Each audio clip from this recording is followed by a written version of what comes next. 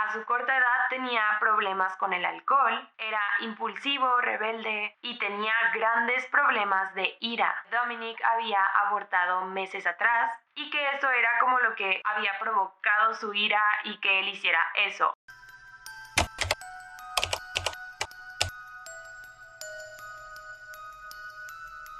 Hola mis Scaries, bienvenidos a un nuevo video y bienvenidos a nuestro especial de octubre, Scaring Scaries. Ya es octubre y este canal se pone el traje de calabaza desde el día 1. Todos los domingos, como es de costumbre, habrá un nuevo video en el canal, obviamente con temática de terror. El día 30 tendremos una fogata contando las mejores creepypastas que escucharás en tu vida. Y el día 31 tendremos una fogata contando las mejores historias de mis Scaries. Así es. Si tienes una buena historia sobre experiencias paranormales, historias de terror, lo que le pasó al primo de un amigo, no sé, lo que quieras y quieres que sea contada el día 31 en nuestra fogata, comenta por aquí tu historia, mándala vía mail que está por aquí abajo o mensajes de Instagram, no sé, literalmente por donde tú quieras, yo las voy a estar checando durante todo el mes. Las historias las cerraremos el día 20 de octubre, así que básicamente tienes 18 días para mandarme tu historia. Volviendo al presente, hoy les tengo dos historias que se conectan, dos casos distintos con una cosa en común.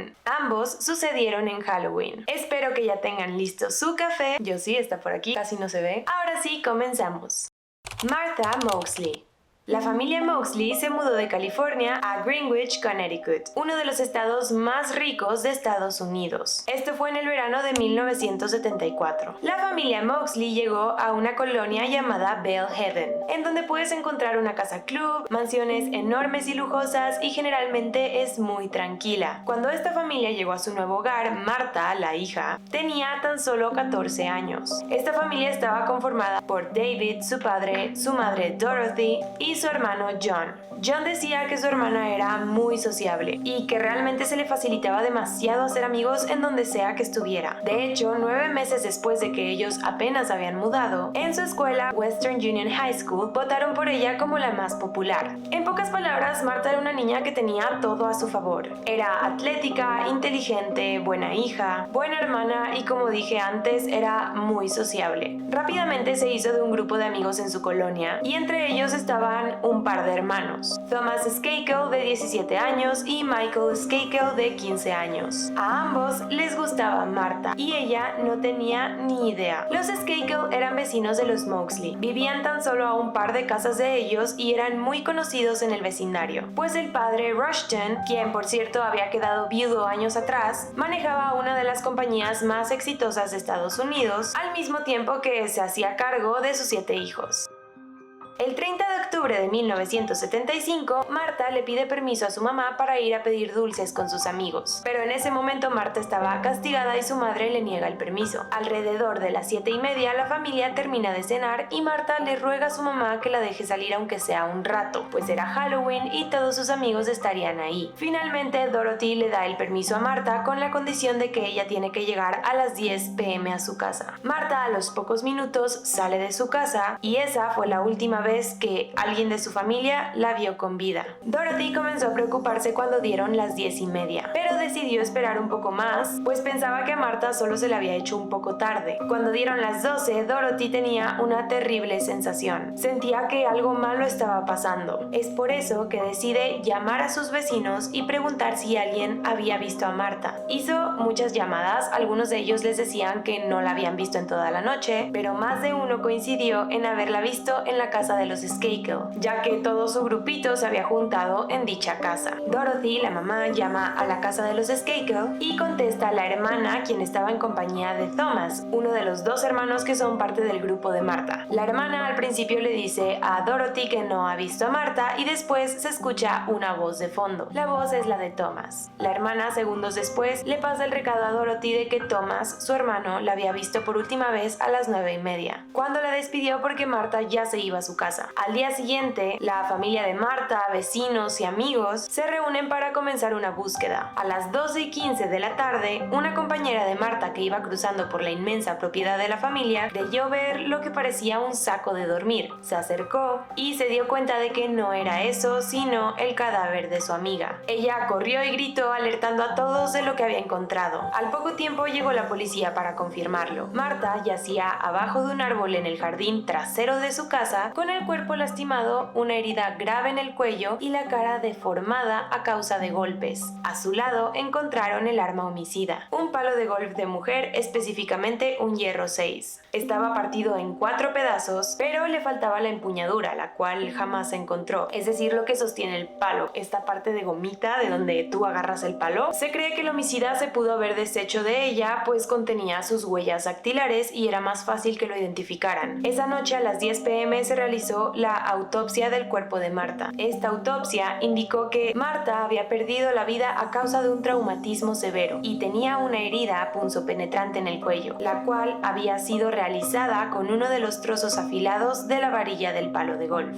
Expertos en recreación de escenarios del crimen decían que muy probablemente Marta conocía a su atacante, porque en su cuerpo no había marcas de algún tipo de lucha o forcejeo por su parte. También mencionaron lo que ellos creen que ocurrió esa noche, y si eres sensible te recomiendo que te saltes esta parte. Ellos decían que desde el primer golpe Marta quedó inconsciente, seguramente no se lo esperaba o la atacaron por detrás. Este sujeto la arrastró cerca de su casa, en donde la golpeó de nuevo. Finalmente la arrastró unos metros más hasta su jardín trasero, bajo un gran árbol, en donde terminó por apuñalarla en el cuello y golpearla hasta deformar su cara, haciendo así que el palo de golf se rompiera. La policía logró entrevistar a algunos de los testigos, amigos de Marta que se encontraban con ella esa noche, y ellos decían que durante la noche Marta estuvo coqueteando con Thomas, el hermano mayor, y finalmente ella lo besó frente a todos. Hubo otros documentos de testigos al respecto, documentos que no salieron a la luz hasta mucho después. ¿Por qué? Los principales sospechosos por la ley y por la familia Moxley en ese momento eran los Skakel, y ahorita verán por qué.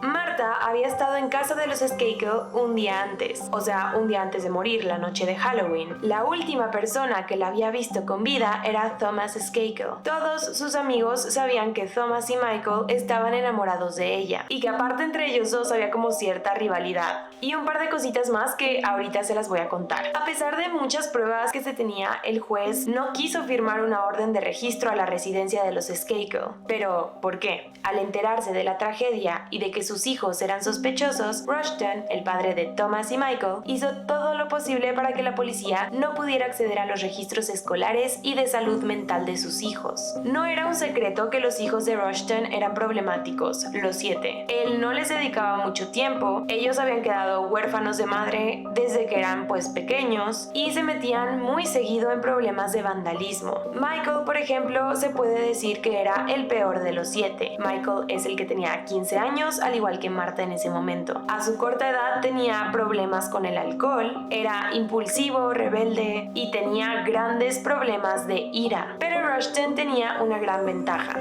un trato preferencial por la ley. Su compañía, una de las más importantes del país, asumió toda la nómina de la policía local. Invirtió en nuevas patrullas y equipo para los oficiales. Además, otro pequeño pequeño detalle que también lo ayudó: su hermana Ethel estaba casada con Robert F. Kennedy, hermano de John F. Kennedy, presidente de los Estados Unidos. De hecho, la boda de Ethel y Robert se había realizado en el jardín de los Skakel años antes, el mismo lugar en donde todos habían visto a Marta por última vez.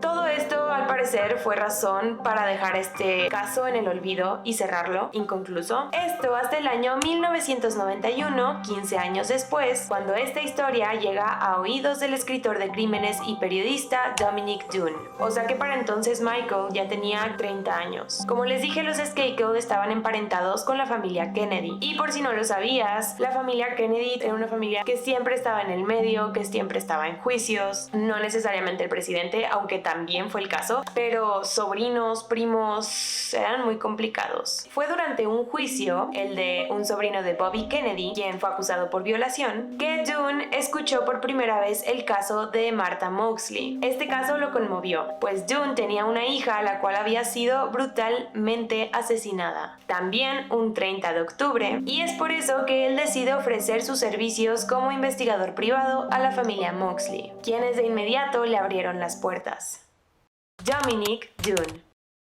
Dominique Dunn nació en una familia de artistas. Su padre, Dominique Dunn, era productor, escritor y actor. Ella, después de terminar la escuela, se dio cuenta que su pasión era la actuación. Comenzó actuando en muchas obras de teatro, pero su carrera despegó por su interpretación en el clásico de terror de Steven Spielberg, Poltergeist. Después de esta interpretación, ella comenzó a ser más reconocida en el medio artístico, y así es como le llegan grandes oportunidades. Solo habían pasado 5 meses de estreno en el cine y ella estaba filmando un episodio de la serie Hill Street Blues y esperando para una miniserie. Esto cuando una tragedia la golpeó el 30 de octubre de 1982. A sus 22 años, poco antes de cumplir los 23. Dominique tenía un novio llamado John Thomas Sweeney. Se conocieron cuando ella tenía 21 años y casi de inmediato se mudaron juntos después de un mes. Después de la primera semana de vivir juntos, John comenzó a comportarse de una manera diferente con Dominique. Era muy celoso con ella, no la dejaba ver a sus amigos,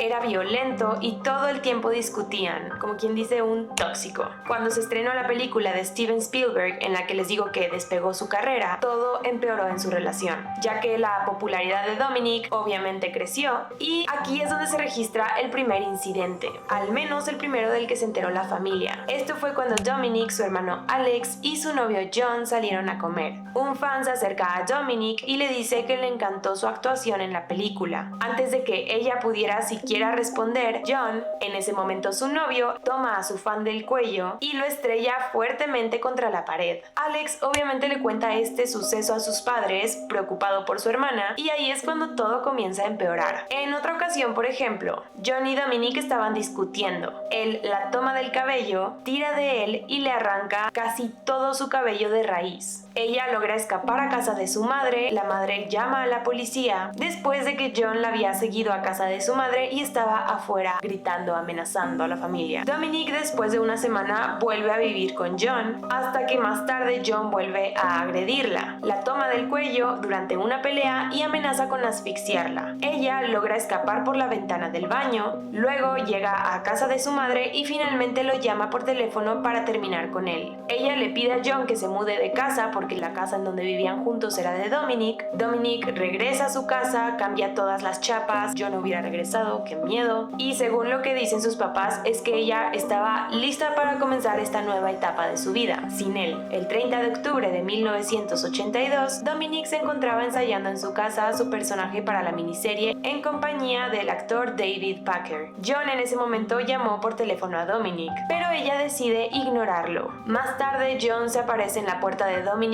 gritando y golpeando, y Dominique accede a hablar con él. Salen a hablar en la entrada de la casa. David, el amigo que en ese momento estaba con Dominique, escucha que la discusión como que escala de nivel y escucha unos gritos horribles que provienen de su amiga. David llama a la policía, pero le niegan el envío de oficiales a la casa porque se encontraba fuera de su jurisdicción. Este actor llamó a un amigo diciéndole que si él moría, él culpaba a John Sweeney, y después salió para ver lo que estaba ocurriendo y se encontró con una escena aterradora. Su amiga y compañera estaba agonizante en el suelo y John estaba arrodillado al lado de ella. John le pide a David que llame a la policía. Finalmente los oficiales llegan y John les confiesa el crimen que cometió y que él también se había intentado quitar la vida, fracasando obviamente. Dominique estuvo unos días en coma hasta el 4 de noviembre. Ese día sus padres deciden desconectarla, pues los doctores les dicen que realmente no hay mucho que hacer. Durante el juicio, John se declara culpable por homicidio involuntario juicio, él contó una historia de que Dominic había abortado meses atrás y que eso era como lo que había provocado su ira y que él hiciera eso. Obviamente, cero justificable. A pesar de todos los testigos que hubo a favor de Dominic, incluyendo el de una de las exnovias de John, quien decía haber terminado múltiples veces en el hospital a causa de sus maltratos, a causa de que John había intentado asfixiarla más de una vez. A pesar de todo esto, el juez declara a John culpable por homicidio involuntario y de ataque físico con abuso de violencia. Y así es como John Sweeney solo tiene que cumplir una condena de 3 años y 7 meses. Obviamente ese juez ganó pésima reputación y muchos años después admitió que había sido un error, lo cual ya no servía de nada, pero ok. Dominic Dunne, el padre, dijo lo siguiente: por el resto de mi vida, cada vez que tenga oportunidad, voy a mencionar el nombre de este asesino, John Sweeney. Quizás la ley lo deje ir, pero no yo. Y así es como Dominic Dunne dedica el resto de su vida a ayudar a víctimas como su hija a conseguir la justicia que a ella no se le dio. Martha Moxley. Y es por eso que él decide ofrecer sus servicios como investigador privado a la familia Moxley, quienes de inmediato le abrieron las puertas. Después de reunir muchos documentos que no estuvieron en el juicio, se abre un nuevo juicio contra Michael, con información que había estado oculta durante mucho tiempo. Por ejemplo, ¿recuerdan que el juez no había querido firmar una inspección a la casa de los Skakel? Realmente sí se hizo esta inspección, pero nunca se dio a conocer ese documento. En esta casa habían encontrado un equipo de golf de mujer en donde tenía todos los palos completos excepto uno. Así es, el hierro 6.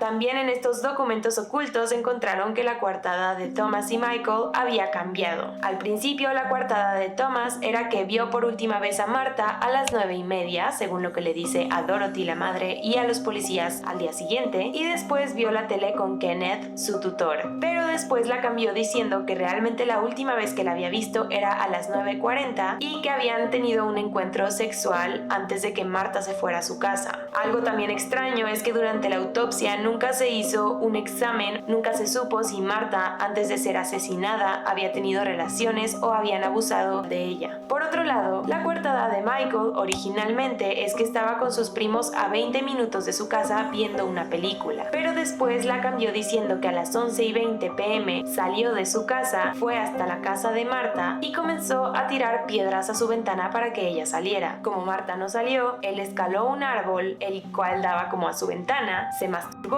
bajó y regresó a su casa a dormir. También salieron a la luz los informes de testigos escolares que habían juntado los policías y que les digo que habían como que mantenido en secreto. Testigos de esa noche que venían en estos informes decían que ellos podían fácilmente culpar a Michael, que él estaba muy enojado, que les había dicho a todos los que estaban ahí que acabaría con su vida, o sea, con la vida de Martha, y todos coincidían con que él podía ser el culpable. La conclusión que se dio más tarde fue que Thomas logró conquistar a Martha, Michael se enojó y fue tras ella. Él decide enfrentarla, no le gusta lo que ella le dice y termina por golpearla con el palo que tomó antes de salir de su casa. Se me olvidó por completo que tenía mi café.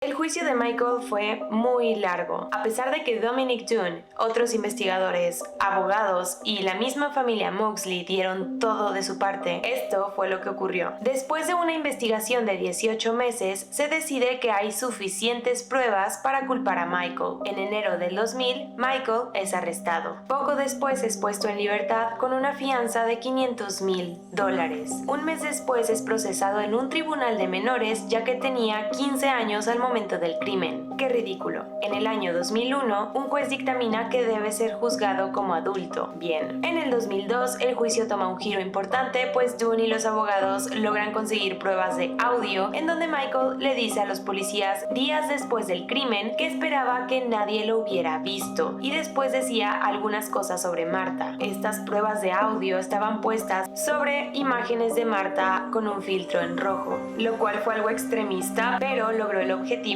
y causó causó un gran impacto en el jurado. En junio del 2002 se le dio 20 años a cadena perpetua y fue enviado a la institución correccional Gardner Newton en Connecticut. En el año 2009, tristemente fallece Dominic Dunne, quien ayudó a la familia a conseguir justicia. Lo más triste es que él falleció creyendo que este caso por fin estaba cerrado, pero, por desgracia, en el año 2013, Michael es liberado con una fianza de más de $1 millón.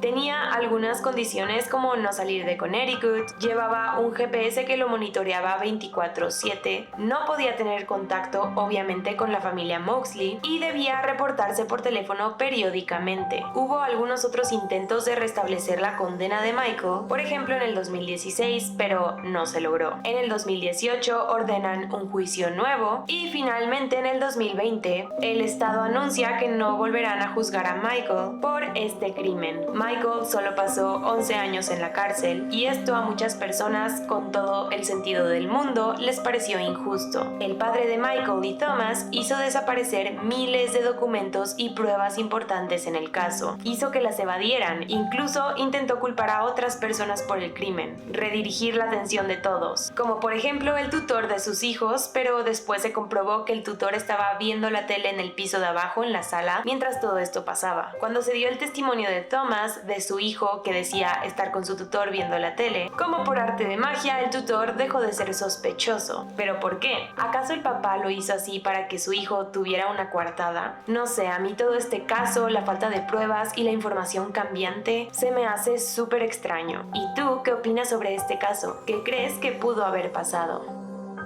Bueno, Scaries, hasta aquí el video de hoy. No olviden comentar aquí abajo o mandar y contarnos sus experiencias terroríficas, paranormales. Espero de verdad que les haya gustado este video. De ser así, por favor, no olviden dejar su like, suscribirse y darle click a la campanita para que les avise cuando subamos un nuevo video, que ya saben que nuestros domingos en este canal son de misterios. Gracias por acompañarme una vez más y yo los veo en el siguiente video. Adiós.